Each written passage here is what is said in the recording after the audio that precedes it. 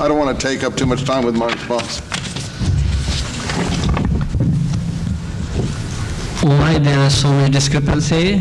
I don't think there is a need for discrepancy, but I think that one has to go back to some history.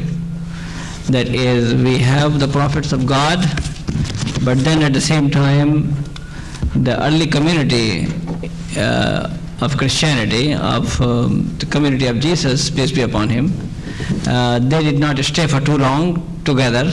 Jesus was in Jerusalem, and then after that, the Romans came and they attacked, and there was a dispersion of the early community. And from there, many people went to different areas.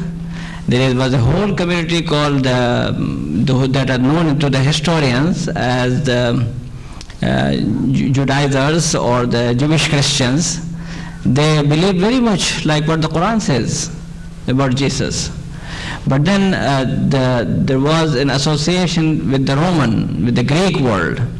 And that's why some of the statements of exaggeration came that the Quran says. Otherwise, basically the story of Jesus and the story of other prophets, there's so much similarities in that, and there should not be any discrepancy. But discrepancy came because the early community has such a dispersion that they did not stay together with their early sources in the place where Jesus was, and that's how because of the influence of the Greco-Roman world, the different viewpoints came. Dr. Gross, did you want to add anything? I've been trying to listen and go through a whole bunch of questions here at the same time. I think the original question of why these faiths differ, that's what we've been working on all evening. You know, we've been trying to say this is where they differ, with a little bit of why they differ. I remember Dr. Sayyid Hussein Nasser, who's a Shiite, who was an Islamic scholar teaching at George Washington University in Washington, D.C. He came out to address the Academy of Judaic-Christian Islamic Studies meeting at Claremont about 4 or 5 years ago. And the point of his address was that these three religions are each absolute in themselves. And the task is to find a way to reach out to each other even though we're absolute. You know, it isn't... I think I just want to comment that way, because there's no...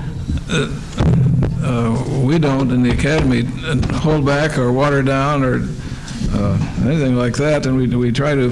And by that means, we can actually communicate and really understand each other and care about each other more deeply. Okay, thank you. What we'll do now is we'll proceed. I will take 3 questions from the audience, and then I will bring it back to the different panelists. All the questions that have been submitted, they are being given. A lot of them are similar. They're being grouped by the different panelists, and they will answer those in kind. Go ahead, sir. I would like to address this question to Dr. Siddiqui, and if Dr. Gross could respond to his answer. It seems to me as if many Muslims have a very compassion and love for Jesus and believe that he was a very great man, I guess you could say. And I was wondering, aside from what the Quran may say, if you have such strong feelings and such love in your heart, and that some Muslims may even speak of Jesus more strongly than some Christians may, then aside from the Quran, why couldn't Jesus be God? Why couldn't Jesus be God? Why shouldn't Jesus be God? Because God is God. There's no other one can be God except God. I mean, no other human being, howsoever great may be, could become God.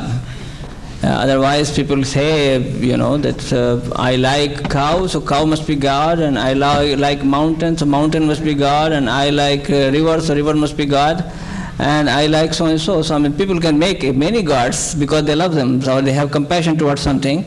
But Islamic emphasis is that only God to be called God, and nobody else beside God to be God.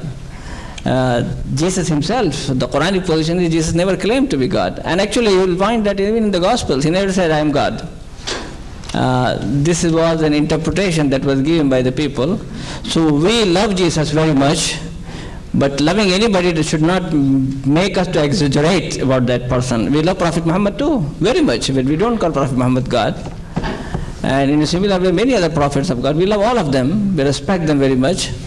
But it is Islamic position that you have to control your admiration. There is a limit for that. Don't make any human being out of your great love and admiration, make him God. That's why the Quran says, Ya Ahlul Kitab la taghlu fi dinikum. O people of the book, don't exaggerate in your religion and don't say about God except the truth.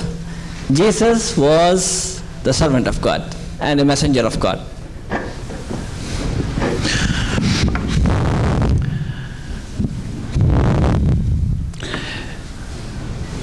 The death and resurrection and ascension of Jesus is at the heart of the issue of the divinity of Christ. The impact of these events and the Church's understanding that it was a confrontation with sin, death, and evil is at the heart of the matter, and whoever can pull that off and come back from all that evil and human sin could do to him is a victor. And he did it for our sake. Now that's at the background of the Christian doctrine about Jesus and the divinity, but I want to explain something about that. If